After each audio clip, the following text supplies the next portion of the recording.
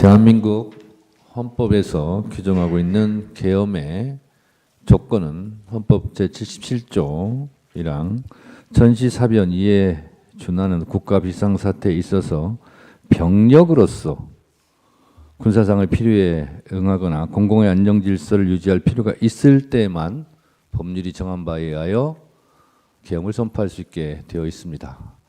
아마도 본능적으로 신원식 증인은 이러한 사항을 알고 있지 않았나, 그래서 계엄을 반대하지 않았나, 그렇게 저는 생각이 들었습니다. 피청구인은 야당에 대한 경고성 그리고 짧은 계엄을 했다고 주장을 합니다. 그런데 경고성이라면 비상계엄 선포문에 옐로우 카드가 아닌 레드 카드보다 더 심한 야당과 국회에 대한 용어는 쓰지 않지 않았을까라는 생각이 듭니다. 국회를 범죄자 집단의 소굴이라고 표현했고, 또 이게 야당을 지칭한 거라면 더 문제가 있을 텐데 국회 야당을 지칭한 걸로 보이는데요. 국민의 자유와 행복을 약탈하고 있는 폐악질을 일삼는 파렴치한 종북 반국가 세력을 일거에 척결하고자 계엄을 선포한다고 했습니다. 과연 이게 국회에 대한 경고성과 어울리는 용어일까, 이런 생각이 들었습니다. 그러면서 줄탄핵, 예산 폭거, 특검 이런 것을 예를 드는데요. 이 탄핵과 예산과 특검은 엄연한 대한민국 국가에서 헌법적으로 법률적으로 보장하고 있는 국회의 권한입니다. 그 권한 행사가 마음에 들지 않는다 하여 국회를 척결의 대상, 반국가 집단, 범죄자 집단의 소굴로 국회를 인식했다면 이것이 과연 경고성이었을까라는 의구심은 저는 가지고 있습니다. 국회에 대해서 줄탄핵 말씀하시는데 국회에 있는 저로서는 늘 거부권이라는 말로 돌려보내드리고 싶습니다. 무려 거부권은 역대 대통령이 상상할 수 없을 정도의 25차례 정도의 거부권을 행사했습니다. 정말 경고성이었다라면 그냥 경고하면 될 것을 헌법에서 보장하고 있지 않는 엄연한 헌법 파괴 행위인 국회에 군대를 보내지 말았어야죠. 청구인은 아무 일도 일어나지 않았다라는 식으로 태연하게 말씀하시는데 지금 신원식 안보실장 등 많은 국무위원들이 이곳 헌법재판소와 국회에 증인으로 지금 소환되고 있고 수사기관의 수사를 받고 있고 내란죄로 중형을 받을 처지에 있을 뿐만 아니라, 그리고 하늘의 별이라는 군 장성들이 수십 명이 지금 수사받고 내란죄로 중형을 받을 처지에 있습니다. 이것을 대통령 단 한 사람의 지시, 명령에 의해서 수행한 사람들이, 이렇게 수많은 사람들이 고통을 받고 있는데 이런 상황에서도 아무 일도 일어나지 않았다라고 말하는 인식에 저는 동의할 수 없고, 아무 일도 일어나지 않았다라고 말하기에 앞서 아무 일도 하지 말았어야죠. 그렇다면 이런 일이 없었겠죠. 그래서 오늘 또다시 두 가지만 말씀드리자면, 제가 국회 소추위원으로 법사위원장으로 간첩죄에 대해서 거대 야당이 막았다고 그러는데 저희는 막은 적이 없습니다. 법안 소위나 그리고 법사위 전체회의에서 여러 가지 조정할 필요가 있고 좀 심사숙고할 필요가 있기 때문에 공청회 등 그런 수기 과정을 거치자라고 해서 지금 보류되어 있는 상태지 야당이 결코 막았거나 이것이 간첩죄가 무산됐다거나 한 일이 없습니다.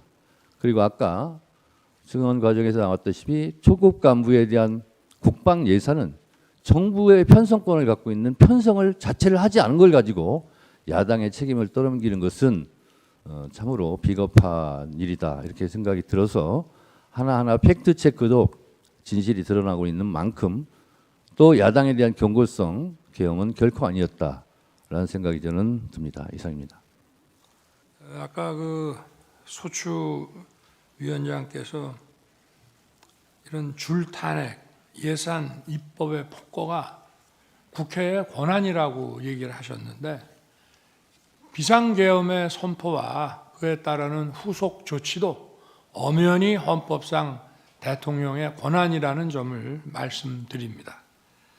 그리고 아무 일도 일어나지 않았다는 것은 바로 이 소추위원단과 민주당에서 만들어낸 내란 프레임으로 만들어낸 체포, 누구를 끌어내는 일, 그런 일이 전혀 일어나지 않았고 국민들에게 어떤 군인들이 어떤 억압이나 공격을 가한 사실이 전혀 없고 오히려 계엄 상황에서 경비와 질서 유지를 하러 간 군인들이 오히려 시민들한테 폭행을 당하는 그런 상황이었다는 그런 말씀을 드리고 정말 아무 일도 없게 되어야 한다고 생각합니다. 그리고 아까 지금 간첩법과 뭐 이런 그게 뭐 심사숙고하는 중이라고 하는데 이런 위헌적인 법들, 국익의 핵심 국익을 침해하는 법들을 아주 일방적으로 신속하게 국회에서 그렇게 많이 통과시켜 놓고 왜 이 간첩법은 문제가 많다는 얘기가 나온 지가 오래됐는데 아직도 계속 심사숙고하고 있는지 묻고 싶습니다. 그리고 법률안 거부권은 루스벨트 대통령이나 레이건 대통령도 이미 개혁을 하는 과정에서 수백 건씩 한 바가 있습니다. 그리고 아까 국회 국방부 지휘통제실의 결심지원실에 제가 좀 시간 다른 사람들 보기에 조금 있었다고 하는 것은 제가 거기서 보려고 했던 것은 국회법이었고요. 근데 국방부에 국회법이 없는지 자꾸 뭘 법령집을 가지고 오는데 국회법이 없더라고요. 저는 사무실에서 나올 때는 계엄 해제 요구 결의안 통과라는 것을 명시적으로 못 봤습니다. 회의하다가 갑자기 바로 옆 건물에 지통실이 있다는 생각을 하고 거기 한번 가봐야 되겠다고 해서 거기 딱 들어가니까 통과 이게 쫙 이렇게 나오더라고요. 그래서 제가 우원식 의장과 의원들끼리 그 약간의 논란이 있었던 것이 생각이 나서 이거를 계엄 해제는 해야 되는데 문안을 어떻게 만들어야 되나 싶어서 국회법을 가져오라고 그랬더니 이게 제대로 못 갖고 와서 국회법을 가지고 오는데도 시간이 많이 걸렸습니다. 그래서 거기에 집중해서 읽고 있다가 이제 그 두 분이 오셔가지고 바로 제 방에 갔고 민정수석에게 이 문안 때문에 그러니까 빨리 좀 검토를 해봐라 해서 그냥 그대로 수용해서 하는 거로 저걸 했고요. 그러고 나서 국방장관과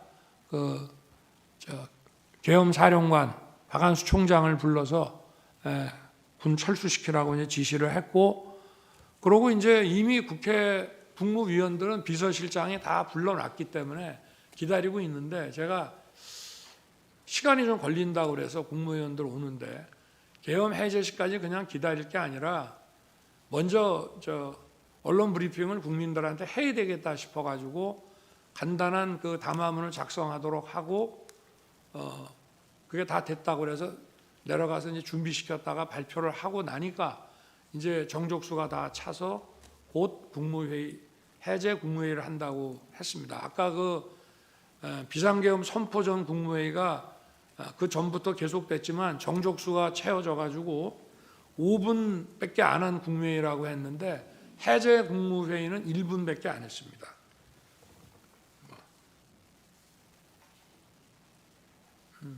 아니 그리고 간첩죄 개정 문제도 개정하기로 여야가 이미 합의를 다 해놓고 그 중국인 그 문제가 생기니까 갑자기 야당에서 보류한 거를 다시 한번 말씀드리겠습니다. 네, 이상.